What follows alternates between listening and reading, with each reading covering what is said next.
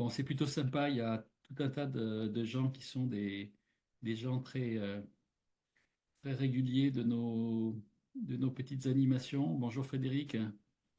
Et je vois également, j'allais dire, des têtes nouvelles. Donc c'est bien aussi.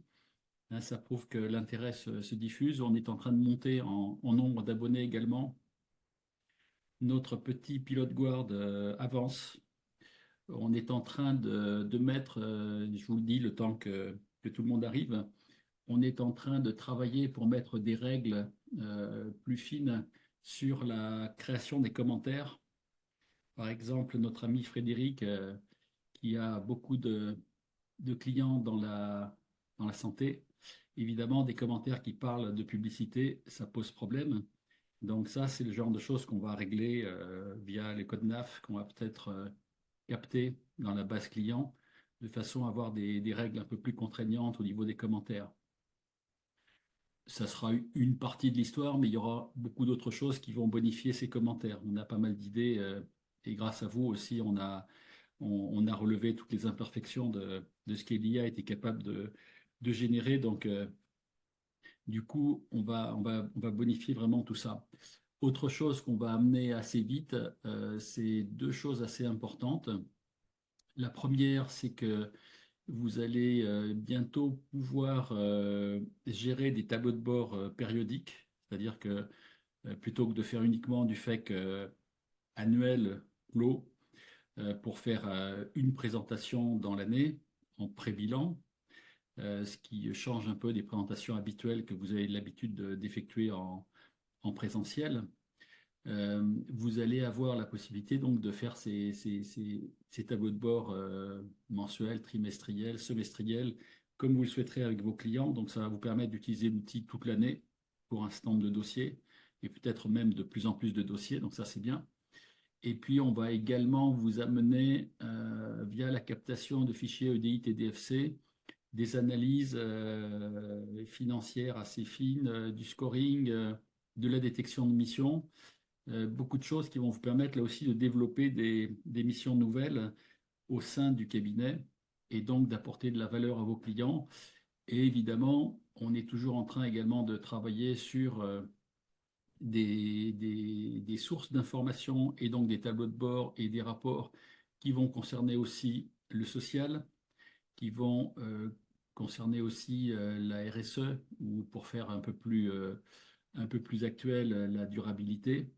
Voilà, il y a pas mal de projets qui moulinent en ce moment, hein. Donc là, pour l'instant, c'est un peu sous-marin, mais tout ça va commencer à arriver et vous allez voir que cet outil Pilot Guard va prendre beaucoup d'importance dans votre relation client puisqu'il va vous permettre, en y passant quasiment pas ou très peu de temps, de développer beaucoup de valeur, hein. Et c'est quelque part ce qu'on a dit depuis longtemps, l'aspect à la fois gain de productivité, gain de temps, et l'aspect délivrance de valeur pour le client, hein, qui vous permet de passer à l'étape où, si la tenue est plutôt quand la tenue va disparaître, il faudra avoir autre chose sous les pieds. Alors, est-ce qu'on a des nouveaux coucou? Voilà, bon, ok, allez, je vais attaquer, je vais afficher, partager mon écran, et donc ça va nous permettre d'attaquer bien en tête cette session. Alors, je n'ai pas amené avec moi Mélissa et Julie qui se sont trop moquées la semaine dernière, donc je les ai exclus de ce webinaire, assez méchamment d'ailleurs. Non, je rigole, mais elles aiment bien se moquer de moi. C'est de bonne guerre, on s'en amuse. Alors, est-ce que ça marche tout ça? Pas encore tout à fait. Là, je suis un peu bloqué. Hop.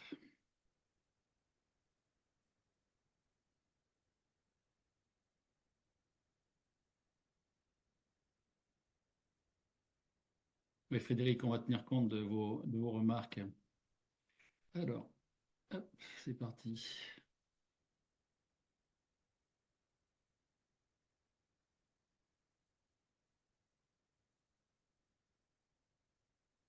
Voilà, donc 5 avril, veille d'un beau week-end, chaud même, je crois, on avait déjà du 20-25 degrés par ici. Ils nous promettent du 30 degrés pour le week-end, donc avec beaucoup de soleil. Je crois qu'à Biarritz, ils étaient quasiment en conditions canicule, puisqu'ils ont eu du 22 degrés la nuit, ce qui est quand même assez incroyable, et 30 degrés facile prévu pour la journée. Et ça va être un peu pareil ici, donc ça va être sympa. Alors, notre version 19 du webinaire aujourd'hui. Donc, on va commencer à passer à un plan de plus en plus détaillé du passage à l'IA pour vos cabinets. On avance un peu par étapes, hein. J'aurais pu vous sortir le plan intégral depuis 3 mois si vous vouliez, mais ça allait peut-être un peu trop vite. Donc, j'avance un petit peu par étapes et je creuse un peu régulièrement. Alors, pour les impatients, désolé, il y a tout qui tombe pas comme ça, tout cru d'un coup, mais voilà, on avance et puis on réfléchit ensemble en même temps, ce qui est quand même assez intéressant, je pense, pour tout le monde. Je vais rappeler un petit peu le cadre qu'on a fixé dans les derniers webinaires, mais très rapidement, pour implémenter l'IA, et je vais rebondir dessus pour aller un peu plus loin. Je vais vous expliquer que quelque part, quand même, tout vient de votre vision de l'évolution de la profession, hein, et donc de la quelque part de la stratégie que vous allez mettre en place pour repositionner votre cabinet.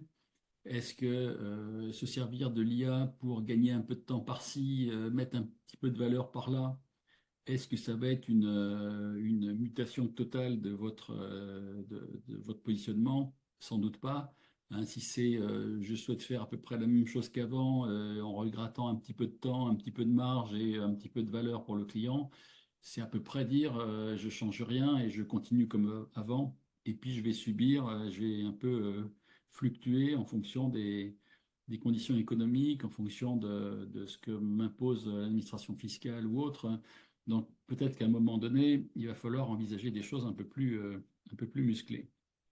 Et donc la conception de votre plan détaillé de passage à l'IA, alors en rigolant, j'ai pris l'acronyme PDP, ça doit vous rappeler quelque chose. Votre plan détaillé de passage à l'IA, on va en parler dans un instant. Euh, Concernant les prochains épisodes, on va passer en périodicité à la quinzaine, hein, parce que bon, même si vous êtes encore 30, et c'est très bien, et je vous en remercie, aujourd'hui, je pense que là, dans le mois et demi qui va venir, ça va être de plus en plus difficile pour vous de vous libérer. Donc, on va alléger un petit peu, et donc on passera à une date au 19, donc dans 15 jours. On reviendra sur les nouveautés de l'intelligence artificielle parce qu'il y a eu quand même beaucoup de nouvelles choses qui sont tombées ces derniers temps et ça peut avoir une influence sur le fonctionnement des cabinets, sur leur usage de l'IA. Donc on fera un petit break dans le côté un peu implémentation de l'IA pour parler des nouveautés, de ce qu'on commence à voir arriver, débouler dans le monde de l'IA qui est vraiment toujours à chaque fois très, très passionnant. Voilà, et on se fera encore 15 jours pour tomber sur le 3. Préparation annonce de votre plan d'action de juin-juillet 2024. Et donc là, on va essayer de creuser vraiment dans le micro-détail.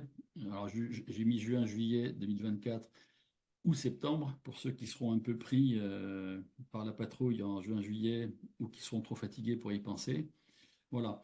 Je pense qu'on enjambera, parce que je crois que la date limite pour cette année, je crois que c'est le 18 mai encore, comme l'an dernier d'ailleurs. Je crois que ça tombe même un samedi, le 18 mai. Enfin, je suis plus très sûr, mais je crois que oui. Bon, là, on verra peut-être à sauter une semaine après, hein, de façon à être à nouveau dans des clous acceptables pour vous. Alors, au passage, un petit rappel. Donc, je vais revenir un petit peu sur certains points, puis je vais les creuser un petit peu avec vous. Euh, j'ai envoyé par email une communication, je crois que c'était mercredi, qui parlait d'un séminaire qu'on a lancé dans un très très beau cabinet de Auvergnat, hein, qui a quand même 15 sites, 170 collabs, 4500 dossiers, et donc tous les associés sont venus dans cette journée de séminaire. Ça a été vraiment très intéressant. Je pense ils ont bien apprécié. Ils partaient vraiment d'assez loin. Et là, on a vraiment pu évoquer ensemble tout ce qui se passe avec l'IA en quoi ça va impacter leur cabinet et comment il va falloir envisager sérieusement de faire bouger tout le monde, hein. C'est déjà une entreprise quand on est à cette taille-là. Et donc, bouger, c'est pas que les collabs, c'est aussi les clients. Voilà, mais très intéressant. Je vous conseille, que ce soit nous ou d'autres gens, de faire la même chose dès que vous le pourrez. Ben, eux, ils ont pris le parti de le faire en pleine période fiscale, puisque le 2 avril, hein, c'était quand même gonflé de la part du président de mettre en place cette journée. Mais franchement, je crois qu'ils n'ont pas été déçus du voyage et on a fait justement un voyage ensemble qui était très, très positif. Voilà, c'était une petite parenthèse. Alors, je voudrais revenir sur les phases d'apprentissage et d'exploitation de l'IA, hein, que j'avais déjà mentionné. Il y en a une que j'ai changée, hein, puisque la phase 3, on parlait de prompt, de plugins et tout ça. Je l'ai remplacée par le fait de... Et c'est un fait qu'on commence à constater dans les entreprises, pas trop dans les cabinets encore, mais dans les entreprises, c'est que certaines entreprises utilisent plusieurs IA génératives pour produire un certain nombre d'effets, de tâches, d'actions, d'automatisation, etc., diversifiées en fonction de ce qu'elles sont, de ce qu'elles nécessitent. Donc, si c'est de l'IA qui veut traiter des résumés, y compris des gros documents, il y a un outil qui s'appelle Claude qui est vraiment très performant. Si on a besoin d'IA qui ressemble un peu plus à Google et un peu moins à ChatGPT, on a un outil qui s'appelle Perplexity, qui est vraiment très très bien fait. Si on veut une IA qui est téléchargeable sur un serveur local, ou voire même un PC local, on a certaines versions de Mistral qui sont très bien faites pour ça et qui sont très petites en taille disque, donc qui font quelques gigaoctets seulement. Donc en fait, on commence à voir des usages où les, euh, les, euh, les utilisateurs jonglent avec plusieurs IA. Et je vous l'ai dit déjà à deux ou trois reprises dans des webinaires précédents, on a des plateformes qui permettent de s'abonner d'un coup pour des coûts extrêmement modiques. Je vous en cite une que j'avais peut-être déjà citée, qui est la plateforme Blue GPT. Cette plateforme Blue GPT, pour 29 euros par mois, vous avez, je crois, une dizaine d'IA et peut-être des outils comme Midjourney ou Dali. Alors Dali, vous l'avez dans ChatGPT, mais Midjourney ou d'autres choses qui traitent aussi de vidéos et qui sont vraiment, vraiment très, très intéressantes. Donc, retenez que effectivement, l'outil, je dirais, vedette, il y a presque pas 2 ans, mais une grosse année et demie, ça a été OpenAI avec ChatGPT, et c'est l'outil dont on parle le plus.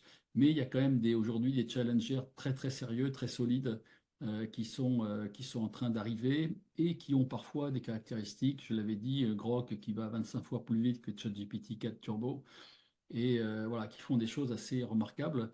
Donc peut-être à un moment donné, quand vous allez rentrer dans cette logique de je quand même commence à consommer des outils, je mets en place des prompts et puis je les sophistique et puis petit à petit je vais aller vers d'autres choses, des robots GPT, des automatisations, voire des outils qui intègrent tout ça, vous allez vous rendre compte que peut-être ça serait pertinent de ne pas avoir qu'une seule IA au sein du cabinet. Voilà, donc ça, j'ai montré que c'était possible. J'avais évoqué les robots GPTs combinés. Effectivement, ça se confirme même par des options, je crois, de ChatGPT qui permettent de chaîner objectivement des robots différents. Et je l'avais signalé, j'avais dit, ça peut devenir très, très intéressant parce que chaque robot est capable d'effectuer, par exemple, une action spécifique et vous pourriez enchaîner des blocs d'actions, ce qu'on fait souvent dans les workflows d'automatisation avec des outils comme Zapier, Make, etc. Là, pour le coup, en restant dans ChatGPT avec des robots GPT, vous pourriez faire des choses un petit peu équivalentes. Alors, peut-être pas aussi sophistiquées que ce que je vous ai montré parfois, mais c'est déjà un bon début pour rentrer dans ces logiques de workflow. Voilà, donc hop, je vais rapidement là-dessus. Tout ça, voilà, positionnez-vous là-dedans. Je pense que la plupart des experts comptables aujourd'hui en sont au stade 1 et 2, assez rarement au stade 4. Et réellement, les stades 5, 6, 7, vraiment, il y a une poignée de gens qui sont allés là-dessus. Hein, bon, à part des gens qui ont un pilote guard qui encapsule tout ça, mais pour tout ce qui est à fabriquer soi-même, là, il y a très peu de gens. Donc, les robots GPT, même si on en parle dans la profession, hein, notamment l'ordre qui en parle, ou certains confrères ou consoeurs qui ont créé des robots pour l'expertise comptable ou pour le CAC, hein, ça commence à se voir, on en parle. Si vous allez un peu sur LinkedIn, je vous conseille d'aller sur LinkedIn, hein, faire votre veille, ou sur YouTube, parce qu'il y a des choses intéressantes à y lire. Mais en tout cas, les robots, on commence à en voir pas mal. Et certains cabinets très pointus, déjà, ont créé des workflows à base de Make, de Zapier ou d'autres applications no-code. Voilà, donc ça, on reviendra un petit peu dessus tout à l'heure, ou en tout cas, on en parlera au fil de cette présentation.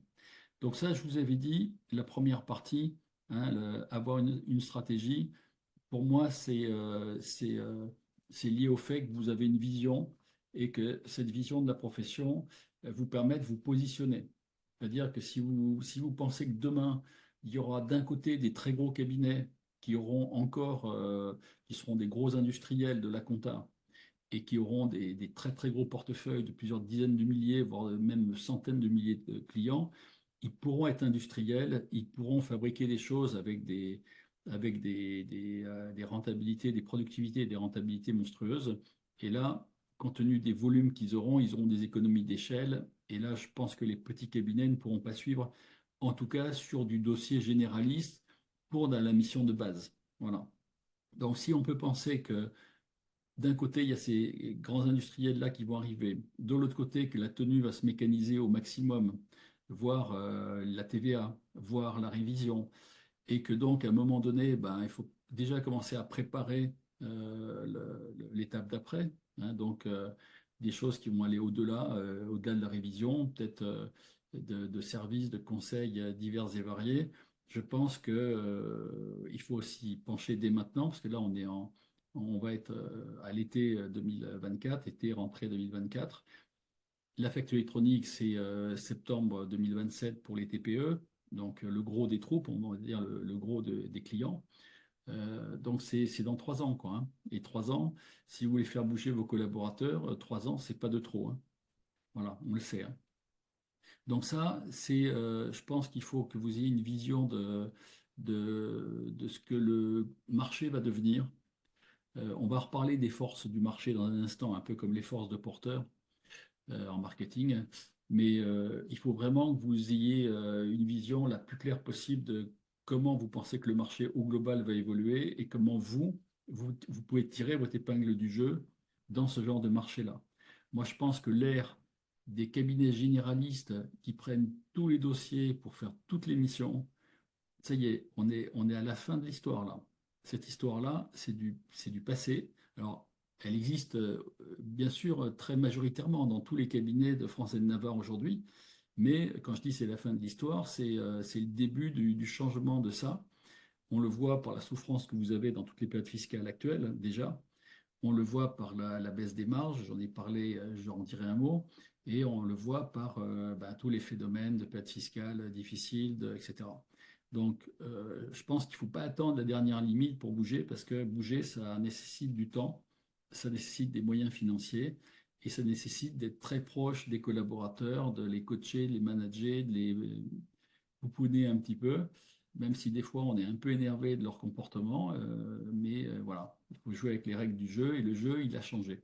Et il va en plus changer encore plus vite avec l'IA et avec la facture électronique, ça c'est clair et net. Alors, cette mutation, si on regarde justement un peu les forces du marché, on a l'État qui est là, qui vous en remet. Alors, simplification, il paraît. Euh, Quand on voit la réponse, j'en dirai un mot sur la mission ECF du ministère de l'économie et des finances qui dit non, non, mais nous, vous pouvez produire des ECF sur vos clients, mais quoi qu'il en soit,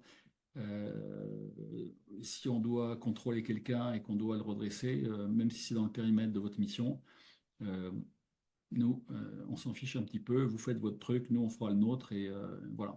Donc, ce qui est dommage pour les experts comptables, c'est que la mission peut-être perd un peu de son intérêt. Donc l'État, de toute façon, il vous remet des couches.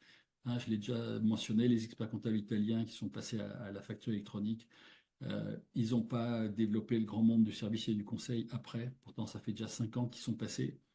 Ils sont toujours au même stade où ils ont toujours des obligations légales qui viennent leur, entre guillemets, pourrir la vie. Et donc, ils ont un mal fou à décoller sur des missions de conseil et d'autres choses. Donc, il ne faut pas rêver non plus. L'État ne va pas forcément bien vous aider.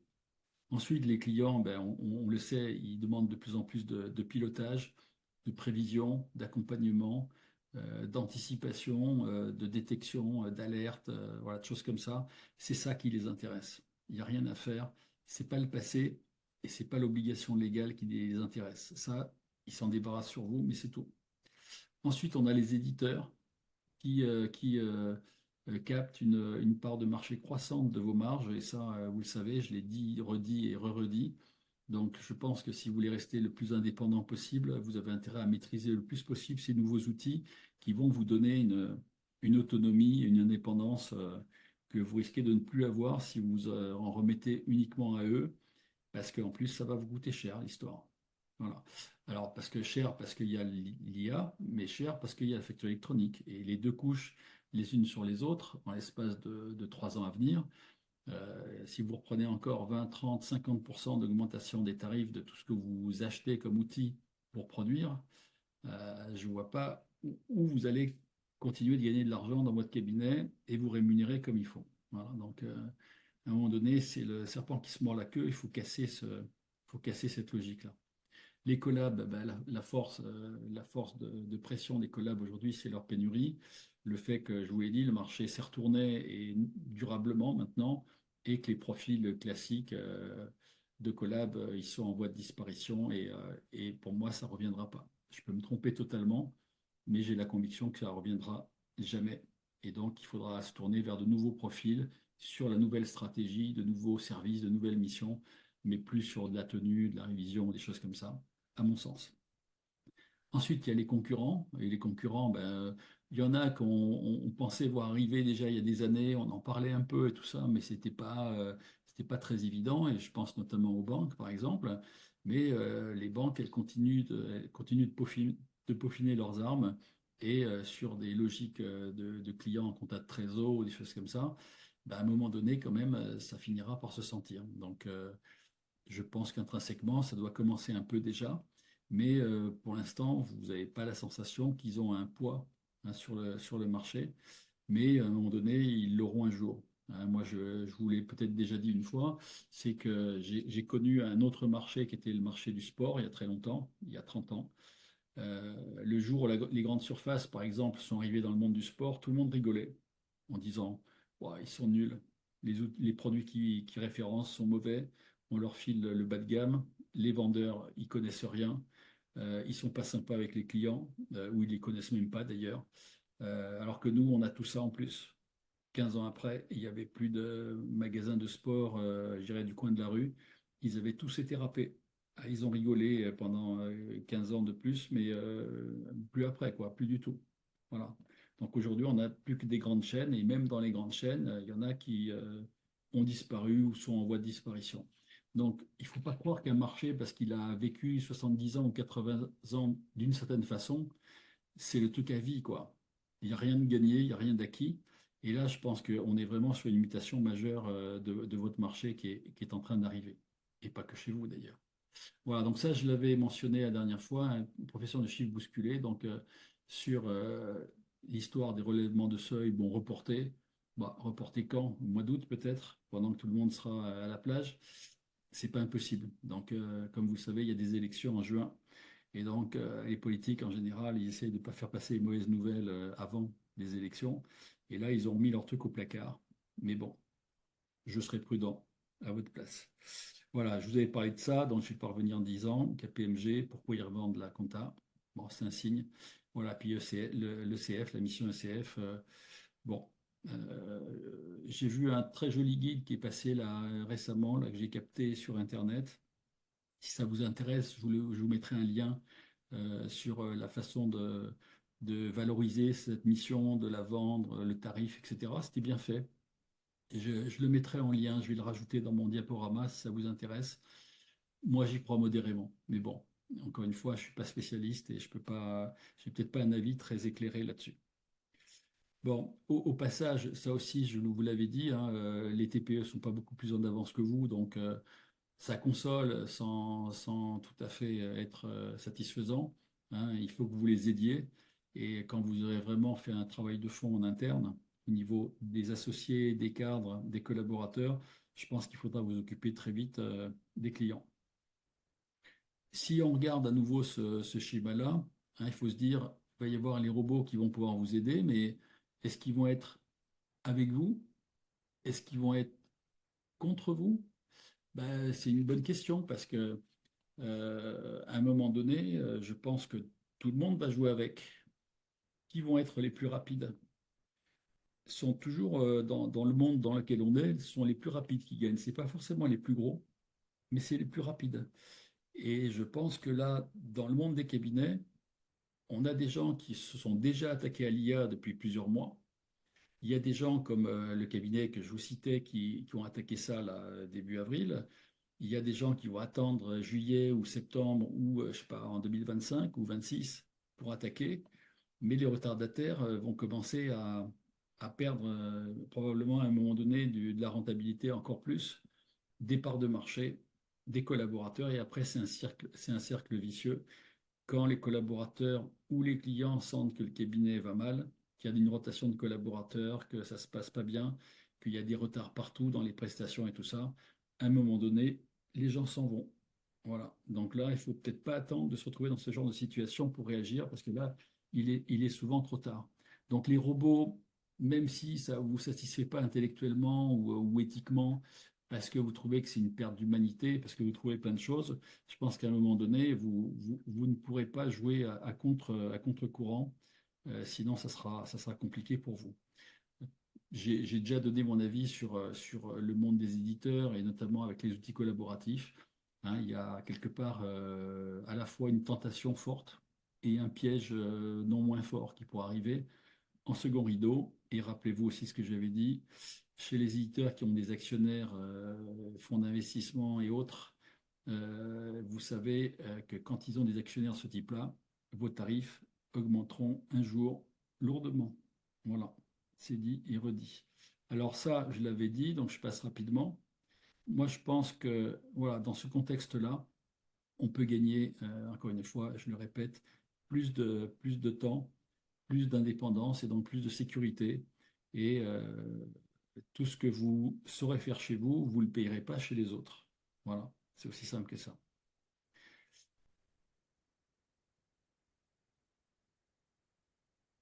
Alors, sur la stratégie, parce que là, j'ai remis un diagramme un petit peu équivalent à tout à l'heure, mais qui parle de votre évolution pour le coup. Est-ce que vous allez partir comme un spécialiste? Hein, je vais revenir un petit peu en arrière. Est-ce que vous allez choisir des collaborateurs adaptés à des nouvelles missions? Est-ce que vous allez mettre des robots? Est-ce que vous souhaitez être indépendant sur les outils, ou en tout cas plus indépendant que vous n'êtes aujourd'hui? Est-ce que, comme le dit John Rocher, vous allez faire du conseil automatisé mais supervisé par des êtres humains? Est-ce que vous allez aller vers des clients choisis? J'ai parlé à plusieurs reprises de tunnels de vente pour chercher des nouveaux clients qui sont vraiment adaptés à vos missions ou des tunnels de recrutement pour aller chercher des collabs qui sont eux aussi formatés différemment sur d'autres prestations. Je pense que c'est des sujets qui méritent votre réflexion. Ou alors, je vous dis, vous allez très marginalement, et je pense que la plupart des cabinets feront ça, vous allez très marginalement augmenter vos capacités, vos compétences, vos savoir-faire, mais ça va être très lent. À un moment donné, si vous voulez faire une vraie mutation, il va falloir faire des choses un peu plus marquées. Alors, si je reprends une fois que la phase introductive est passée, la phase de sensibilisation, hein, c'est une phase extrêmement importante parce que je l'ai constaté encore mardi, il y a quand même des peurs par rapport à l'IA, il y a quand même des freins psychologiques. On ne sait pas trop ce que ça peut permettre de faire dans un cabinet, en tout cas au début. On a même, parfois, on entend dire que l'IA, c'est le pire des mondes, c'est des trucs complètement idiots, ça fait n'importe quoi, etc. Bon, c'est souvent des idées véhiculées par des gens qui n'ont pas vraiment fréquenté eux-mêmes, et c'est souvent le cas, hein. Après, il y a sûrement des gens intelligents qui disent attention quand même à l'IA, hein, comme Elon Musk ou d'autres, des philosophes ou des chefs d'entreprise de haut niveau, ou des choses comme ça, mais bon, basiquement, je le vois depuis presque 2 ans maintenant, on fait quand même des choses assez extraordinaires avec ce genre d'outils.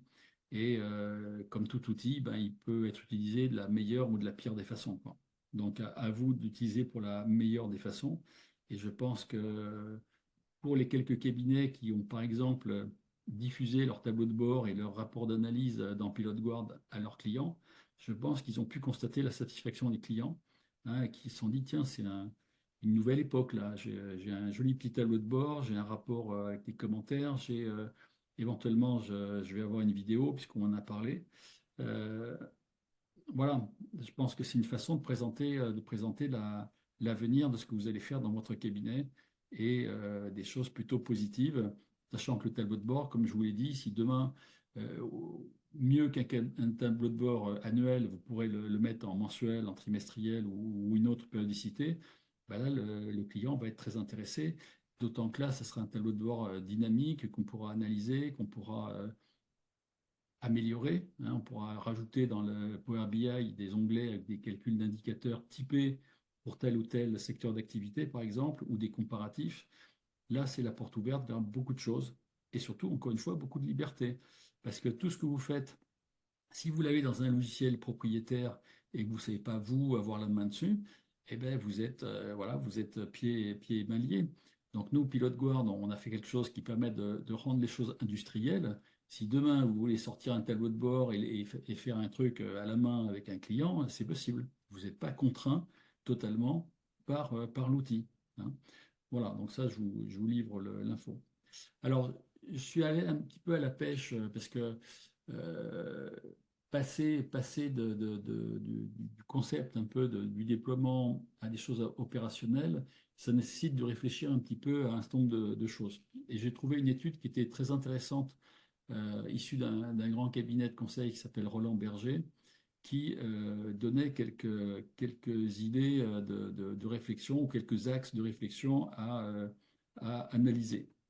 Déjà, il y avait un graphique très intéressant qui montrait une sorte de graphique croisé entre un score d'exposition à l'IA d'un côté et un volume de personnes qui sont concernées par la problématique de l'IA.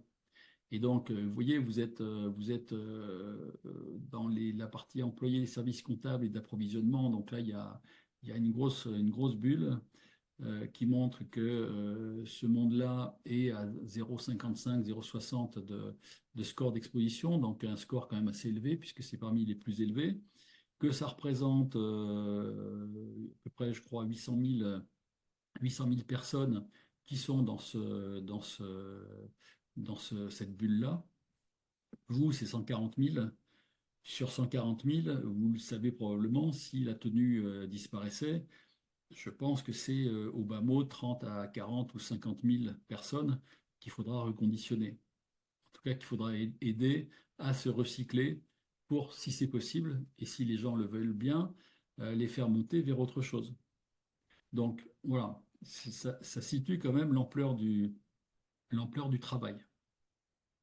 Alors, plus surprenant, ce graphique montre la part, le pourcentage des emplois qui sont exposés par genre, donc hommes-femmes, et qui semble montrer qu'il y a plus d'emplois exposés pour les dames que pour les hommes. Bon, c'est à considérer. Alors ça revient effectivement sans doute à dire que dans ces types d'emplois, et par exemple dans la profession comptable, c'est clairement, je pense qu'il y a une dominante sur des emplois féminins, hein, moins au niveau des dirigeants, parce que je crois que les femmes experts comptables, c'est à peu près 30%. Alors, c'est en croissance, hein, chaque année, mais c'est peut-être 30-35% aujourd'hui des experts comptables et des dirigeants de cabinet, mais c'est sûrement 70% ou 75% des emplois totaux dans la profession comptable. Donc là, il semble que effectivement, ça correspond un peu à ce qui est mentionné comme part des emplois féminins dans l'exposition à l'IA. Voilà. Alors, une chose que j'ai constatée, d'ailleurs, c'est assez intéressant, c'est que j'ai constaté dans mes envois d'emailing, que je fais, comme vous le savez, assez régulièrement, que les experts comptables féminines étaient moins intéressés par l'IA que les hommes. D'ailleurs, dans les sessions où vous êtes 30, 40, 50, 80, 100, puisqu'on est monté jusqu'à une centaine de personnes à certaines sessions, on a quand même une minorité d'experts comptables dames. Mais quand je dis une minorité, c'est non seulement ça devrait être 30% ou 35%, hein, si c'était relativement équilibré par rapport à la population d'experts comptables, mais en réalité, c'est moins. Je me suis rendu compte que c'était à peine 15-20% des participants au séminaire qui étaient des dames. Donc, c'est bizarre, enfin c'est bizarre, c'est peut-être à analyser.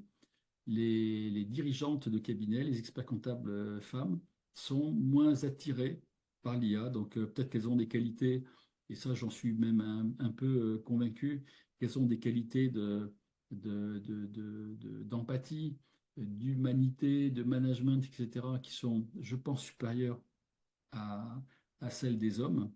Et donc, elles ont des relations qui sont sûrement plus proches de leurs collaboratrices, parce que souvent elles ont des collaboratrices d'ailleurs aussi, et par rapport aux hommes où c'est un peu moins marqué. Et effectivement, les hommes sont par contre beaucoup plus amateurs d'outils informatiques, d'outils à base d'IA en particulier. Donc voilà, c'était une petite remarque par rapport à un constat que j'ai fait dernièrement sur le sujet. Alors, question aussi que vous allez devoir vous poser par rapport à vos collaborateurs et vos cadres. C'est que dans le cabinet, il va y avoir des choses qui vont être automatisées, donc qui progressivement vont disparaître, ou en tout cas vont se réduire assez fortement, voire très fortement. Et au contraire, il y a des choses qui vont être augmentées, comme on dit, dans le langage de l'IA, voire même carrément créées de toutes pièces, parce que ça n'existe quasiment pas aujourd'hui au sein des cabinets. Donc, quelque part, ça pose la question de quelles sont les tâches qui vont être automatisées et où vont disparaître totalement, d'une part, et quelles sont les tâches qui vont être augmentées ou créées de toutes pièces, hein, parce qu'aujourd'hui, on ne les voyait pas dans les cabinets, c'était peut-être des choses auxquelles les gens pensent, mais ce n'était pas encore en place. Et donc, ben, j'ai essayé de regarder un petit peu, hein, j'ai examiné tout bêtement ce qu'on pouvait examiner. C'est que pour les tâches automatisées et qui vont probablement petit à petit disparaître ou vraiment s'amenuiser très fort, ben, j'ai mentionné la tenue comptable, j'ai mentionné la TVA, j'ai même mentionné la révision. Je pense que la partie saisie de paye, même si elle est beaucoup mécanisée aujourd'hui ou captée par des plateformes ou des fichiers Excel et réinjectée, elle va disparaître quasi totalement. Hein, c'est en bonne voie aussi. Je pense que la mission juridique, on sait que le droit est beaucoup plus impacté que la compta aujourd'hui, parce que c'est très littéraire et le côté littéraire sied énormément à l'IA générative. Donc le juridique, à mon avis, ça va être aussi très, très, très, très mécanisé. Bon, ça l'était déjà hein, avec des outils comme Polyact ou d'autres. Mais bon, là, je pense que même sur des choses qui ont trait à du conseil, à un petit conseil juridique, ben, on est en plein dans le savoir-faire de l'IA avec vraiment beaucoup de qualité, quoi. Je pense que, et je connais moins la partie, mais certaines tâches des commissaires aux comptes vont également passer un petit peu à la trappe au fil des années. Donc voilà, on a quand même un paysage où quand même on est sur le gros morceau, le gros de ce que faisaient les cabinets jusqu'à présent ou les commissaires aux comptes. Et donc, ben, ça veut dire qu'il faut, je vous dis, quand on a 3 ans devant nous, ou voire 5 ans devant nous pour faire les choses, il faut quand même pas traîner en route. Et de l'autre côté, les tâches qui vont être augmentées ou créées de toutes pièces, bon, j'ai mis quelques idées qui me passent par la tête, mais je pense qu'on n'est pas très loin de ce que ça peut donner. C'est tout ce qui est tableau de bord, hein, tableau de bord de toutes sortes et analyse de toutes sortes. Donc, un peu comme on fait encore une fois dans Pilote Guard, pour prendre cet exemple-là. Hein, on part d'une source de data qui peut être la compta, mais qui pourrait être le social, qui pourrait être, je sais pas, l'aspect justement RSE ou d'autres. Et donc, ça permet de fabriquer un tableau de bord avec des commentaires automatiques, etc. Et donc, euh, voilà, de donner des informations aux clients qu'ils n'avaient pas forcément aujourd'hui. Ça permet de détecter des fraudes ou des erreurs ou plein de choses. Ça permet de faire de la prévision.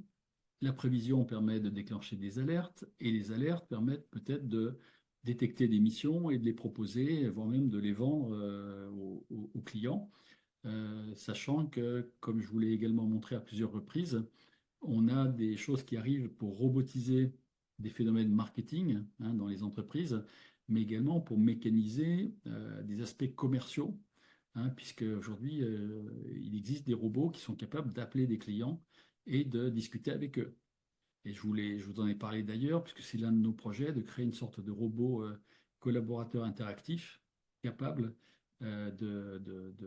d'avoir toutes les données problématiques des clients sur leur dossier comptable, par exemple, et donc d'appeler un client pour lui réclamer des choses et de faire une vraie conversation téléphonique.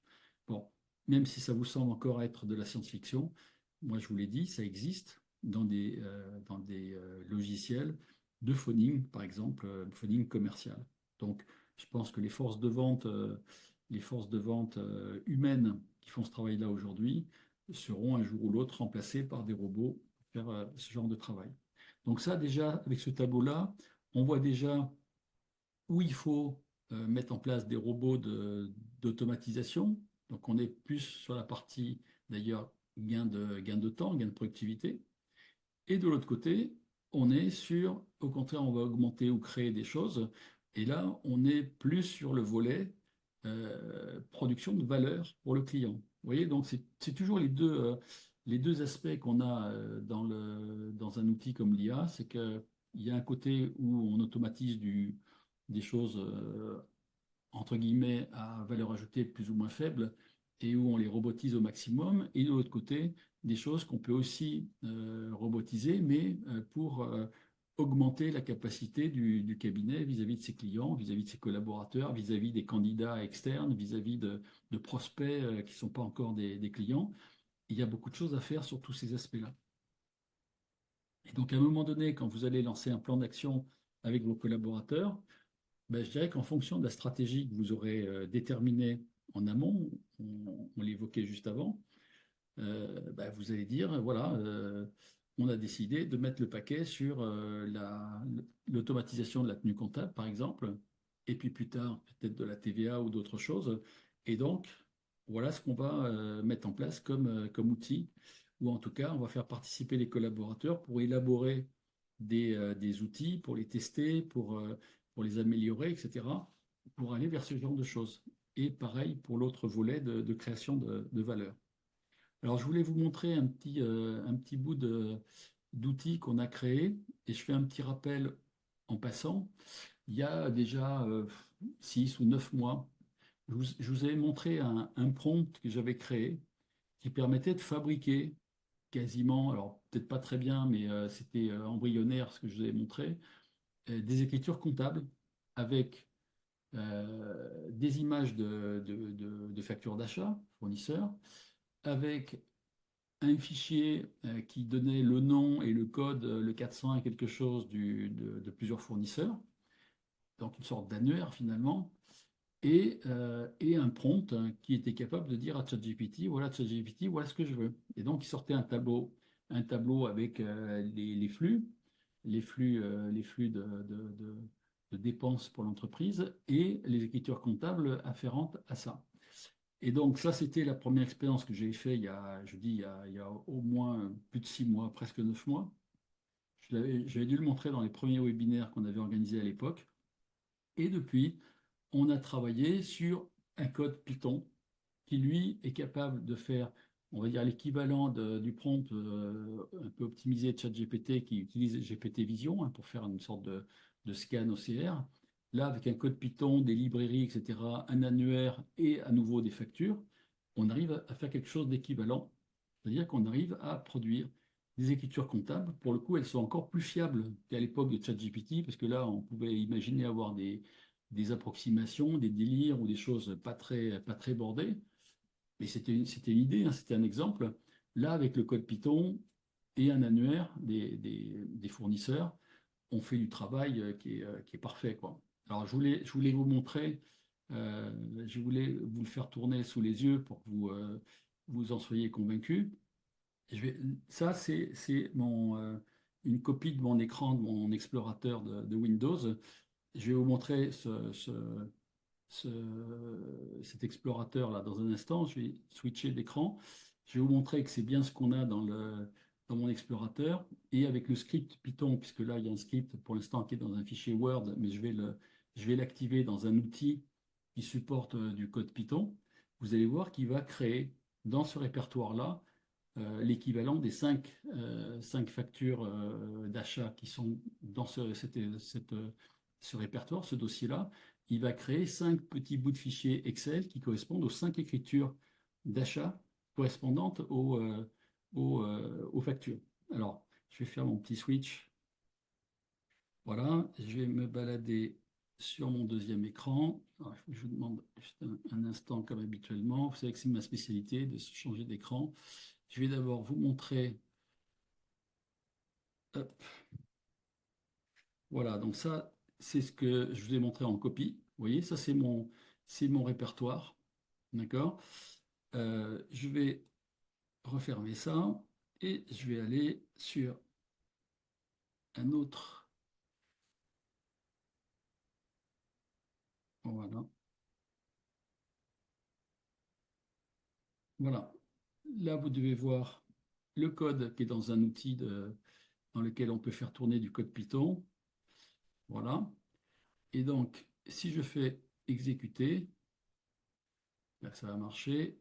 Ça a marché. Vous voyez, il vient de me faire ça. Et maintenant, si je retourne, magie de l'histoire, si je retourne, il faut juste que je le rouvre. Voilà. Si je retourne dans mon répertoire, vous allez remarquer 5 petites écritures, enfin 5 petits fichiers CSV qui correspondent aux 5 factures. Si je rentre dans l'une d'elles, par exemple ici, voilà. Donc là, j'ai la date, ça c'est la date de mon code, 29 février. J'ai le compte avec le nom de fournisseur, j'ai le libellé et j'ai bien 598 euros avec un compte d'achat, un compte de TVA et un compte fournisseur. Voilà. Et ça, je l'ai 5 fois. Je vais vous remontrer une seconde. Là, je ne vais pas l'enregistrer. Voilà, je vais en prendre une autre juste pour que vous en ayez vu 2. Alors, il y a même une facture d'avoir d'ailleurs.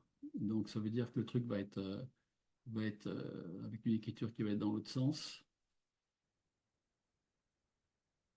Voilà, donc ce que vous voyez évidemment dans les petits bouts de fichiers Excel pour chaque facture, ben ça on peut le monter évidemment dans un fichier qui encapsule, on va dire, les 5 factures.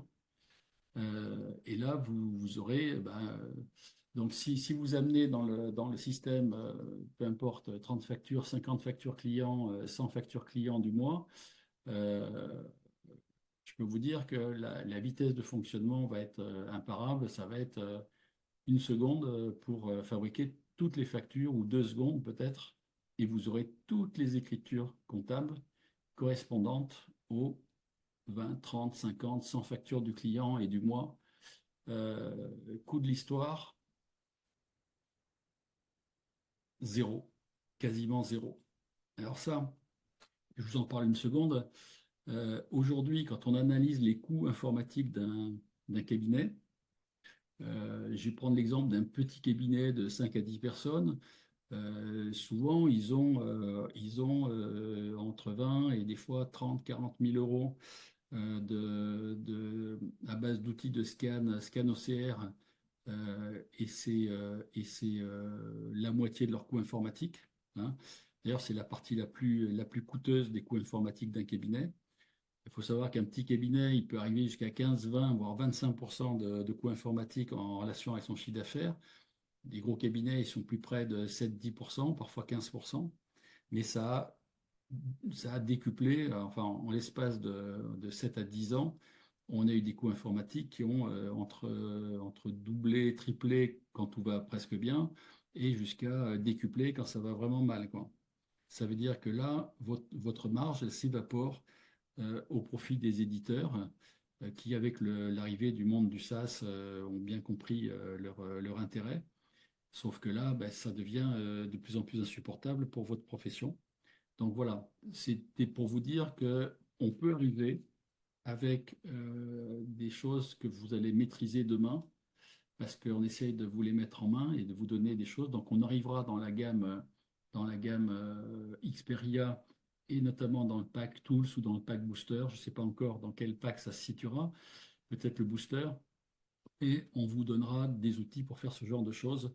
Et ça va diviser par un facteur X, avec un gros X, le coût d'approvisionnement de vos achats, etc. Alors vous allez me dire, oui, mais il y a la facture électronique qui arrive. Oui, enfin, elle va arriver dans 3 ans, hein. Donc, 3 ans, si vous gagnez plusieurs dizaines de milliers d'euros pendant 3 ans, c'est toujours autant que vous les ayez chez vous que dans la poche des éditeurs. Alors, je vous remets mon diaporama. Voilà. Il faut que je refasse, j'active le partage, pardon.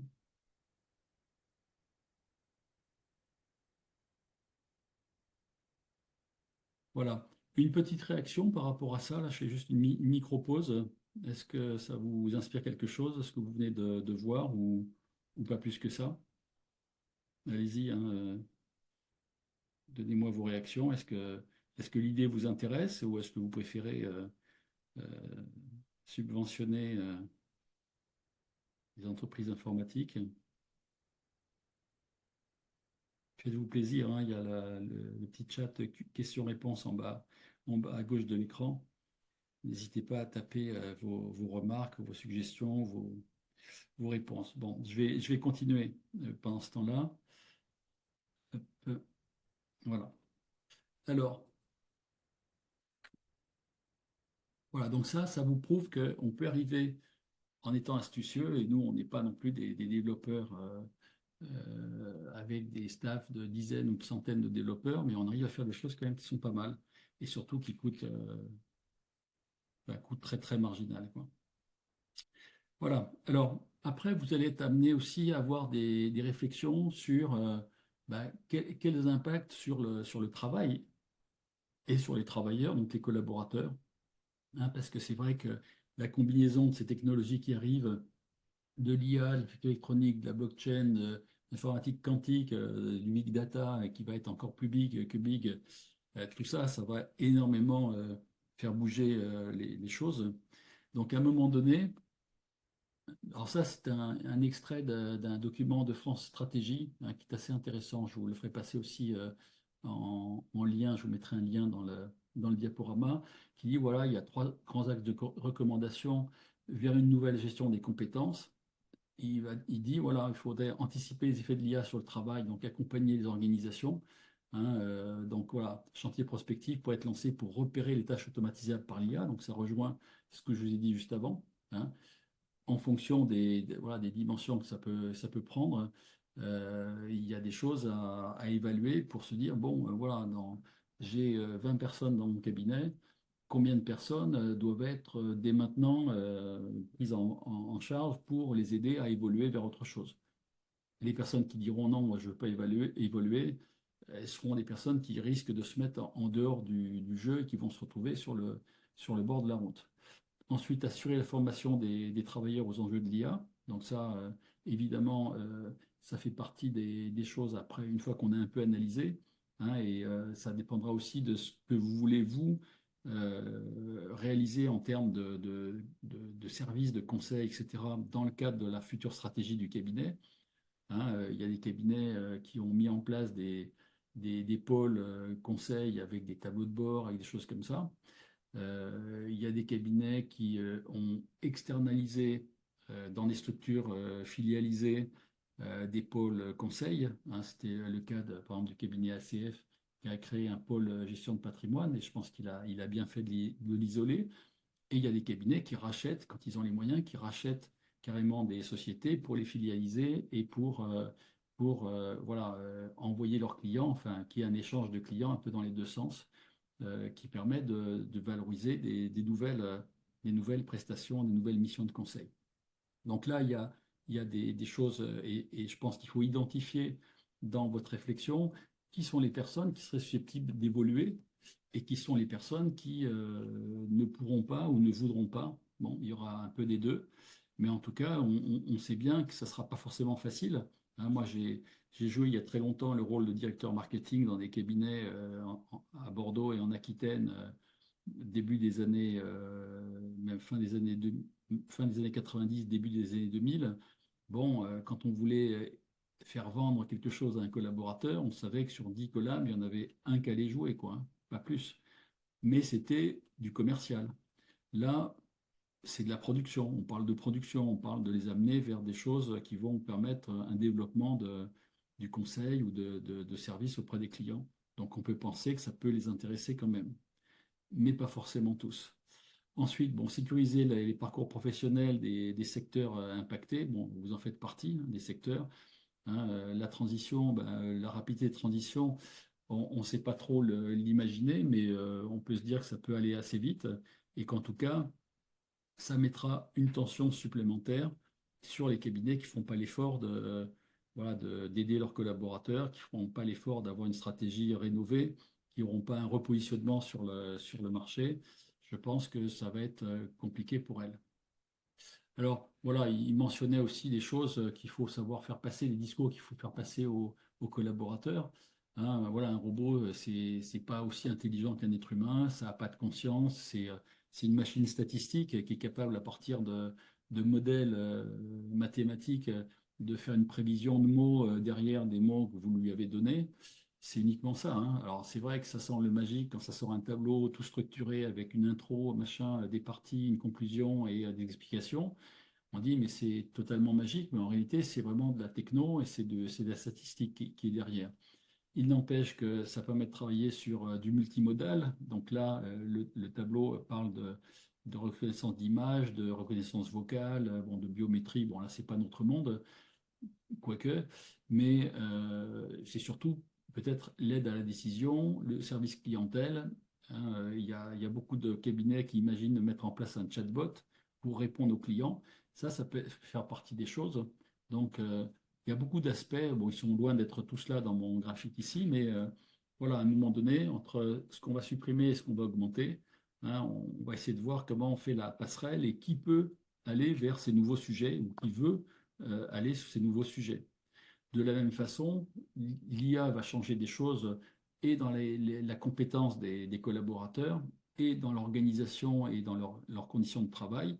Donc là, vous verrez, il y a un côté où le petit bonhomme fait la tronche là, à droite et un côté où le petit bonhomme rigole sur la gauche. Je pense que là, il faut réfléchir à ces différents points parce que c'est intéressant de se dire, bon, ok, donc là, il va y avoir une déqualification de certains métiers par rapport à des tâches routinières et répétitives. Ok, il va y avoir l'automatisation de certains emplois qui vont même peut-être disparaître totalement. Qu'est-ce que je mets en face? Qu'est-ce que je développe? Comment je spécialise les gens? Et qu'est-ce que je fais comme formation pour eux? Est-ce qu'il y a des formations qui passent par de la formation continue, par le CPF, par d'autres choses? Mais en tout cas, vous allez être amené à faire passer votre nouvelle stratégie dans une grille d'analyse, hein, qui mêle les collaborateurs et les cadres, qui mêle les financements possibles, qui mêle quels outils, quelles méthodes, quel management pour amener les gens à aller vers ça. Donc voilà, il y a un travail non négligeable de réflexion pour assurer cette transition. Bon, ça je vous l'avais dit, hein, je me permets de le redire, hein, à un moment donné, il faudra que tout le monde dans le cabinet ait ce réflexe permanent de dire, bon, est-ce que chaque fois que je fais une chose, Alors, pas une chose qui me prend 15 secondes, hein, évidemment, et que je fais une fois par mois, parce que ça n'a pas d'intérêt, mais quelque chose que je fais presque tous les jours ou toutes les semaines et qui me prend beaucoup de temps et qui n'est pas très marrant, etc. Voilà, il y a des choses à voir.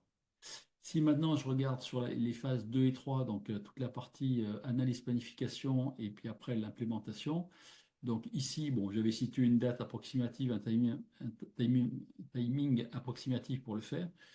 Je pense que c'est là où il faut, dans la phase 2, réfléchir au choix des automatisations, d'une part pour supprimer ou réduire le temps, et de l'autre côté, réaffecter ce temps et les moyens dégagés par des marges supplémentaires sur des augmentations au contraire, donc des choses que je vais créer de toutes pièces. Hein, donc là, il va falloir faire travailler les gens là-dessus. Et en même temps, je pense qu'il va falloir, pour lancer les choses opérationnellement, travailler en mode projet. Donc là, on évoquera le mode projet dans des sessions ultérieures qui seront peut-être la dernière avant la fin de la période fiscale.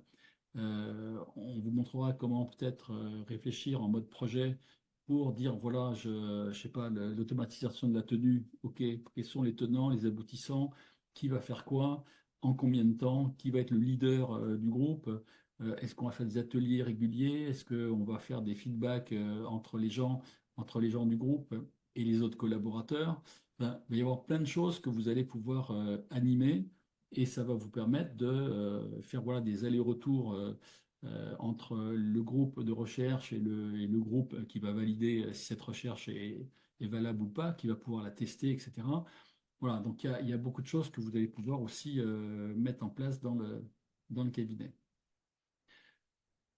Ça, je vous en avais parlé, je vous le redis juste au passage très vite, hein, encore une fois, concentrez-vous sur ces tâches-là en particulier, récurrentes, simples, bouffeuses de temps, faible valeur ajoutée, systémique, donc qui peut s'insérer facilement dans un workflow. Et si j'ai beaucoup de oui à ces questions, il faut à tout prix que j'automatise la tâche en question. Ensuite, sur l'évaluation et l'ajustement, hein, je pense que, bon, ça, moi, j'avais situé ça éventuellement à décembre 2024 avant de repartir à fond dans la période fiscale d'après et se dire, bon, il faudrait un peu travailler comme en démarche qualité, c'est-à-dire qu'à un moment donné, vous mettez en place des processus, des procédures et des indicateurs quantitatifs ou qualitatifs pour voir si vous avez avancé ou pas. Moi, je suis pas très positif dans un cabinet quand je vois les gens qui achètent un outil, voilà, qui en parlent vaguement dans une réunion, qui disent bon allez les petits gars, faut y aller, machin, et puis ils comprennent pas pourquoi 5 ans après ça a pas avancé, ça n'a pas évolué quoi. Je pense qu'à un moment donné, il faut tout prendre en charge, il faut être assez minutieux sur l'avancement de cette implémentation de l'IA. Et donc à un moment donné, si vous n'avez pas d'indicateur qui mesure que vous avez gagné, ça veut dire que vous n'avez pas gagné. Et clairement, non seulement vous n'avez pas gagné, mais peut-être que vous avez perdu.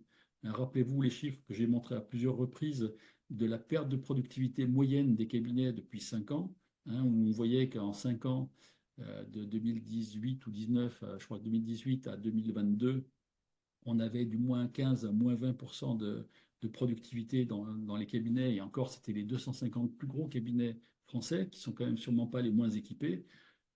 Ça interroge, quoi. Là, quand vous entendez tous les discours, dans tous les discours des institutions ou des grands éditeurs, ils vous parlent de gains de productivité comme si c'était un truc acquis, quoi. Eh ben non, c'est pas acquis. Et non seulement c'est pas acquis, mais c'est démenti par les faits. Donc à un moment donné, on peut se raconter la vie en se disant oui, oui, c'est bien, c'est super, machin, etc. Mais quand c'est pas la réalité, à un moment donné, il faut se poser des questions de savoir pourquoi. Aujourd'hui, on a quand même quelques éléments de réponse. Voilà. Alors, je voulais revenir sur ce tableau-là que je vous avais montré rapidement la dernière fois, mais on n'avait pas du tout discuté. Je pense que si on reprend les 8 points qui sont proposés là, c'est un petit peu des 8 points qui sont une sorte de fil rouge sur la façon de se comporter pour implémenter l'IA. Donc, intégration de l'apprentissage continu. Je pense qu'à un moment donné, vous allez amener les gens à rentrer par les prompts, puis après les robots, puis après autre chose, etc. Et à un moment donné, ça sera un peu cyclique. Il va falloir leur faire apprendre, leur faire appliquer, tester si l'application a été convenable, si ça a donné des résultats. Et justement, on aura des indicateurs pour ça. Et puis, hop, c'est un peu la boucle de Deming, hein, la démarche qualité. Si c'est bon, on continue. Si c'est moins bon, on essaye de voir ce qu'il faut modifier.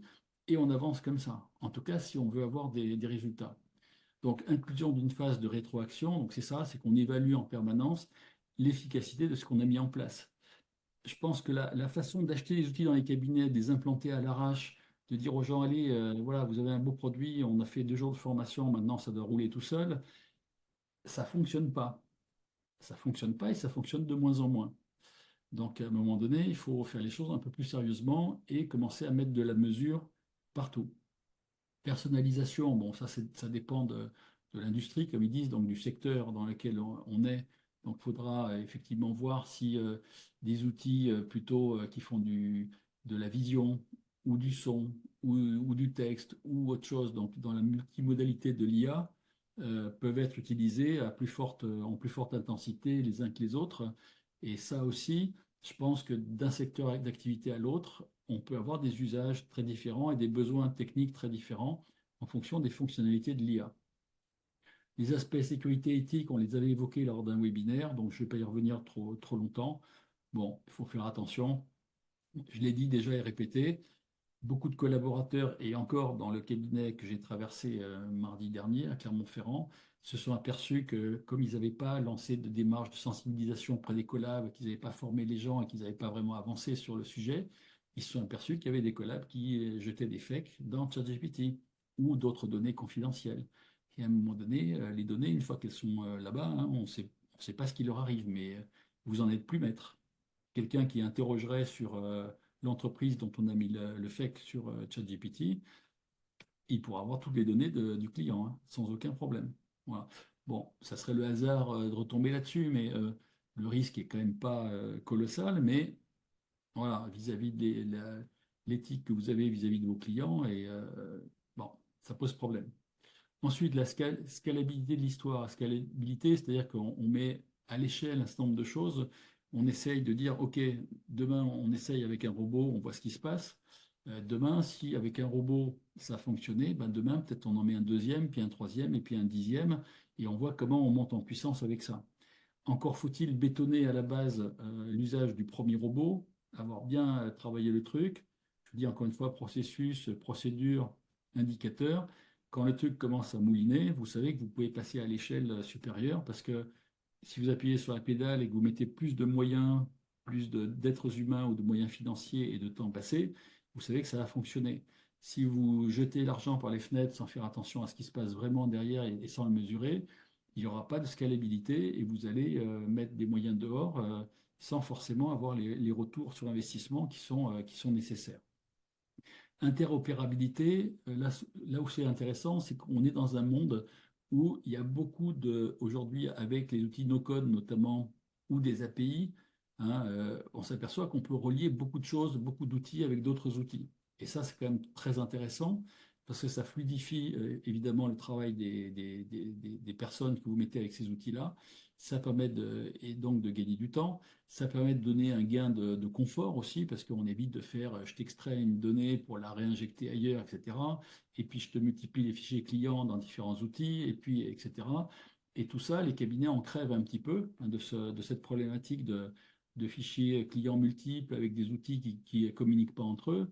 Moi, je l'ai souvent dit dans l'aspect gestion interne et organisation des cabinets, on a souvent la gestion interne, on a un agenda Outlook ou Google, on a des feuilles Excel, on a encore je ne sais pas trop quoi, et tout ça, il n'y a rien qui communique, quoi. Et là, quel enfer, quel enfer. Ensuite, formation, développement des compétences. Ben, donc identifier des besoins de formation, identifier des dispositifs qui financent cette formation. C'est un secteur, enfin, les fonds de la formation continue se sont évanouis comme une glace en plein soleil, là, depuis quelques années. Bon, il y a peut-être encore des choses à aller chercher, des fonds européens, je ne sais pas, ou des fonds France Num ou d'autres. Sans doute que l'ordre a déjà d'ailleurs lancé des plans de ce côté-là, donc il faut peut-être aller voir aussi là-dessus. Bon, après, je vous propose de préférer des choses faites par des gens qui connaissent le métier que par des gens qui découvrent ce qu'est un cabinet. Des fois, c'est un peu tellement généraliste que ça a plus beaucoup d'intérêt. Hein, voilà. Voyez midi à votre porte, mais effectivement, bon, si on peut se faire financer un petit peu, tant mieux. Mesure de l'impact, j'en ai parlé, donc je ne vais pas rester très longtemps sur le sujet. Donc tous ces points-là, je pense que ça fait partie de vos réflexions sur le déploiement de l'IA au sein du cabinet. Hein, il faut avoir une progressivité, avoir un timing, avoir, je dirais, des approches comme ça, des réflexions un peu transversales un peu partout quand on avance dans l'histoire, pour être sûr que le travail qu'on aura fait, c'est pas juste on s'est fait plaisir en mettant un nouvel outil à la mode et puis on dit au petit gars, allez, on fonce, et puis on dit au client, t'as vu comme c'est beau mon tableau de bord? Ok, mais si derrière ça change pas la face du monde, si ça vous fait pas progresser vraiment et que vous savez pas le mesurer, ben vous saurez pas vraiment ce qui s'est passé, quoi. Voilà, et en fait, il ne sera rien passé. Quand on donne un jouet aux gens, ils jouent. Et c'est pas une garantie que ça va améliorer la vie du cabinet. Bon, je vais finir là-dessus parce que je pense que j'ai déjà, comme d'habitude, dépassé un peu mon quota. Voilà, ça fait 1 heure et quart qu'on est ensemble presque. Donc, on a de plus en plus de monde dans le Pack Tools, donc c'est bien. Et je vous l'ai dit, hein, on va améliorer énormément l'outil avec des nouvelles fonctionnalités sur les commentaires, sur les tableaux de bord périodiques, sur des analyses financières, de la détection, du scoring, etc. On travaille sur le social d'ores et déjà. On va travailler sur les RSE aussi et sur d'autres sujets qu'on a en tête. On va travailler sur ce robot OCR tenu.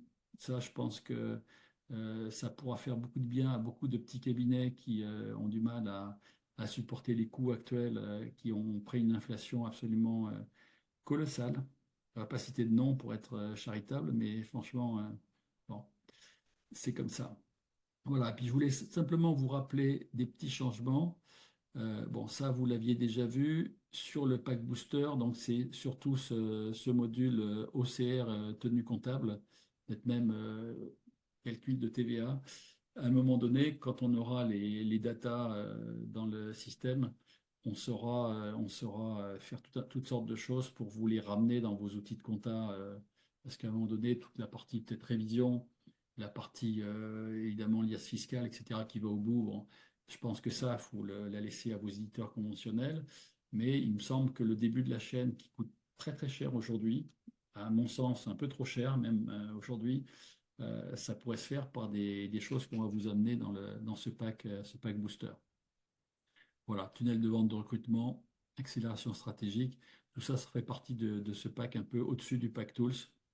Mais vous verrez, les économies risquent d'être assez colossales et les gains vers des choses augmentées, comme j'ai dit tout à l'heure, pourraient être également très, très importantes. Voilà, si vous avez des questions à me poser, n'hésitez pas, je suis là quelques minutes de plus si vous le souhaitez.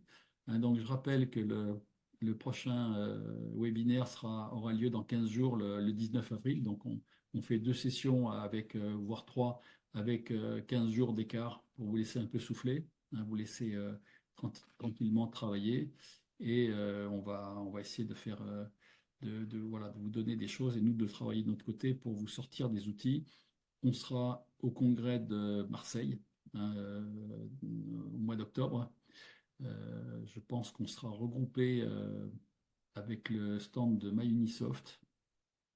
Et donc, voilà, on sera au plein cœur du congrès et on va pouvoir vous montrer nos jolis produits, je pense, qui vont être assez novateurs et assez intéressants, qui évidemment intégreront tous de l'IA, du no-code, de la RPA, du Power BI, enfin, tout plein de choses pour, voilà, pour vous donner du contrôle, de l'indépendance, de la créativité, de la valeur ajoutée pour vos clients. Tout ça, c'est ce qui va débouler dans la gamme Xperia. Alors, je ne sais pas si vous avez des questions. Est-ce que les pièces sont attachées à l'écriture? Alors, pour l'instant, non. Mais bon, c'est des sujets sur lesquels on pourra discuter. Là, on va pas lancer le sujet maintenant. Mais Frédéric, je vais garder toutes vos remarques, hein. Je les ai bien vues là. Euh, on va essayer de voir comment on peut faire certaines choses. Pour l'instant, façon, avec le code Python, on a les pièces. Donc, on ne fait pas du code Python sur du vent, quoi. On fait du code avec des pièces. Donc, les pièces, on les aura quelque part. Après, qu'elles soient attachées spécifiquement à l'écriture elle-même, aujourd'hui, on les attache à l'écriture. Pourquoi? Parce que si on n'est pas sûr de l'écriture, enfin de la qualité de l'écriture, bah, c'est bien d'avoir la pièce. Ça permet de contrôler, éventuellement de modifier le travail de l'outil d'OCR. Maintenant, quand avec l'IA et le code Python, on a un taux de précision quasi absolu, qui fait qu'il y a plus d'erreurs possibles quasiment. L'attachement de la pièce à l'écriture, si la pièce on l'a déjà quelque part, on l'a, ça c'est bien, parce que c'est ce qu'il faut pour vous. Mais l'attachement précis à l'écriture a peut-être moins d'intérêt. Enfin, je sais pas, hein, voilà, je réfléchis comme ça, donc à voir. Ben, bonne journée à vous tous. Bonne journée Stéphane. Merci de votre présence à nouveau. Et Frédéric aussi. Plusieurs Frédéric d'ailleurs dans la boucle. Et puis à tous les nouveaux qui nous ont rejoints. Hein, c'est sympa. J'espère que vous avez pu rentrer dans Experia, que vous êtes au moins rentré en pack free, hein, qui est la formation gratuite. Beaucoup de nouveautés qui sont également, on va profiter de cette période un peu faible, en tout cas pour nous, avec vous, pour avancer sur des nouvelles choses aussi sur la plateforme de formation, et puis surtout sur les outils qu'on va vous produire dans quelques temps. Et puis si vous voulez tester Pilot Guard, surtout pour faire plaisir à vos clients, n'oubliez pas, hein, ça fait plaisir à vos clients. Ben, écoutez, on est à votre disposition pour lancer un bêta test chez vous et avancer là-dessus. Voilà, ben, je salue tout le monde, Marie-Claude, Stéphanie et tous les autres qui m'ont gentiment dit au revoir. Bon après-midi, très bon week-end, donc ensoleillé normalement, je pense, bien, bien chaleureux d'ailleurs. Et puis donc on se revoit le 19 avril prochain. À bientôt. Bye bye.